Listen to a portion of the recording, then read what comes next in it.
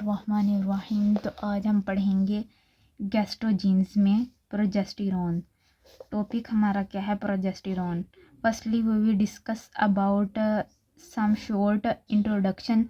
Next we will study about how we will prepare progesterone. ठीक है, जो है ना यहाँ पे प्रोजेस्टेरोन जो है उसका जो मोलिकुलर फार्मूला है वो कार्बन 21, हाइड्रोजन 30 और O2 दिया हुआ है। ठीक है, तो हमारे पास कार्बन 21 होते हैं, हाइड्रोजन 30 होते हैं और ऑक्सीजन 2 होते हैं इसमें प्रोजेस्टेरोन में। मेल्टिंग पॉइंट जो है वो 128 डिग्री सेल्सियस है।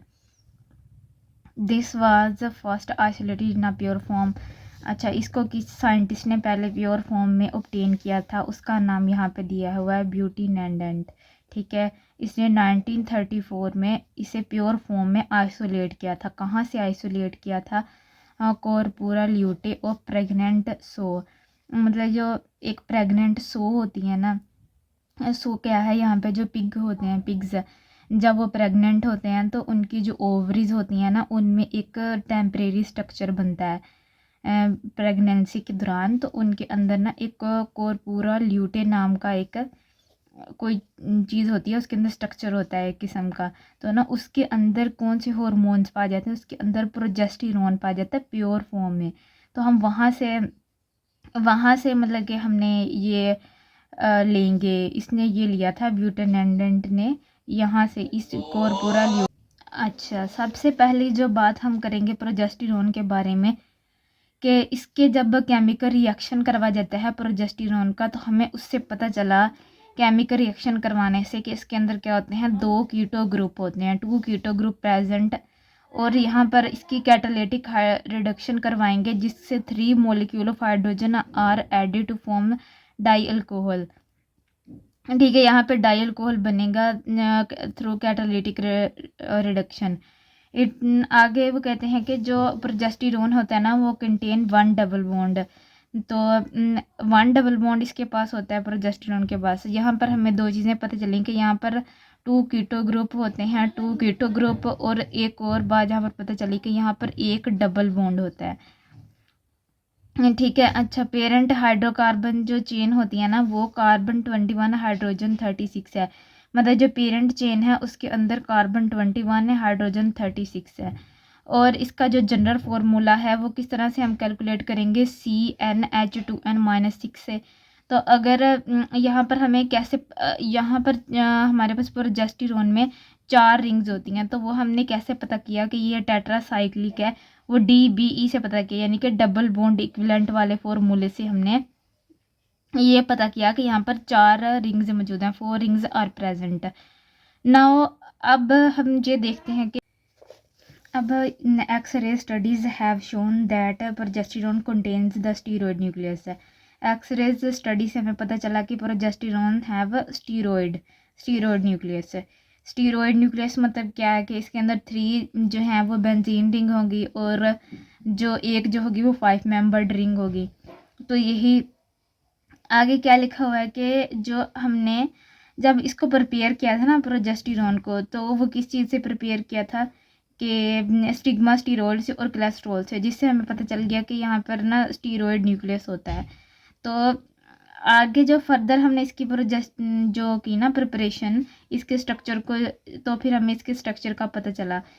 तो लेकिन हमें अभी तक भी एंड मूवमेंट तक भी हमें ये पता ना चल सका कि जो डबल बॉन्ड है ना इसके अंदर प्रोजेस्टेरोन के अंदर, जो डबल बॉन्ड है, डबल बॉन्ड इन प्रोजेस्टेरोन, वो कहाँ पे है। उन्होंने ना इंटरप्रेटेड इक्वली वेल, उन्होंने अजम्पशन यहाँ पे ये की, उन्होंने अज्यूम कर लिया कि या तो डबल बॉन्ड 4 और 5 पोजीशन पर होगा या फिर 5 और 6 पोजीशन पर होगा। तो फिर ये कन्फर्म कैसे हुआ कि डबल बॉन्ड कहाँ पे है? वो हमें पता चला एब्जॉर्प्शन स्पेक्ट्रम ऑफ प्रोजेस्टेरोन से। तो हमने स्पेक्ट्रम में देखा कि यहाँ पे अल्फा बीटा अनसैचुरेटेड कीटोन है, क्योंकि इसके लैम्डा मैक्स जो है 240 पे आ जाती है। और फिर हमें जो सजेस्ट किया गया यहाँ पे कि डबल बॉन्ड की पोजीशन जो होगी वो 4 और 5 पे होगी। ठीक है, अब हमें वो कह रहे हैं कि यहाँ पर जो synthesized from diosgenin and from pregnanediol, इन 2 चीज़ों से हमने इसको सिंथेसाइज किया प्रोजेस्टेरोन को, ठीक है। और हमें और इसमें जो taken in conjugation with the others, तो हमें पता चला कि यहाँ पर जो कॉन्जुगेशन में है दूसरों के साथ कॉन्जुगेशन हो रही होती है। फिर और इसका ये भी पता चल गया कि जो 4 और 5 पोजीशन पे डबल बॉन्ड प्रेजेंट था, ठीक है। अब हम इसकी नेक्स्ट प्रिपरेशन देख लेते हैं। अभी इस लेक्चर में सिर्फ एक प्रिपरेशन पढ़ेंगे और जो नेक्स्ट होगा उसमें हम इसकी अगली प्रिपरेशन पढ़ेंगे। जो फर्स्ट प्रिपरेशन है वो प्रोजेस्टेरोन को हमने फॉर्म करना है स्टिग्मास्टिरोल से, ठीक है। वो ही 1934 में मतलब कि इसको स्टिग्मास्टिरोल से इस बेंडेंट ने यहाँ पर इसे ऑब्टेन किया था प्रोजेस्टेरोन को, ठीक है। Improvement with improvements by other workers, मतलब कि कुछ इम्प्रूवमेंट्स भी की दूसरे वर्कर्स ने। यहाँ पर ना स्टार्टिंग मटेरियल लिया हुआ है स्टिग्मास्टिराइल एसीटेट, क्योंकि यहाँ पर तो हमने स्टिग्मास्टिरोल लिखा हुआ है, लेकिन जहाँ पर स्टिग्मास्टिराइल एसीटेट क्यों लिखा हुआ है, बेसिकली यहाँ पर जो स्टिग्मास्टिरोल की ना पहले से प्रोटेक्शन करवा दी गई है। तो पहले से प्रोटेक्शन करवाने के बाद जो हमारे पास अगली चीज़ बनी थी ना वो स्टिग्मास्टिराइल थी, वो यहाँ पर मेंशन नहीं है। तो हमने यहाँ पर स्टिग्मास्टिराइल उन्होंने लिया हुआ है। तो अच्छा, यहाँ पर ये जो BR2 है, सबसे पहला स्टेप क्या है, प्रोटेक्शन। अब BR2 क्यों ऐड किया, यहाँ पर इसकी प्रोटेक्शन करवानी है उन्होंने। प्रोटेक्शन किस चीज़ की करवानी है, ये डबल बॉन्ड है, एक ये डबल बॉन्ड है। BR2 ऐड करने से ये डबल बॉन्ड जो था ना इसकी प्रोटेक्शन होगी।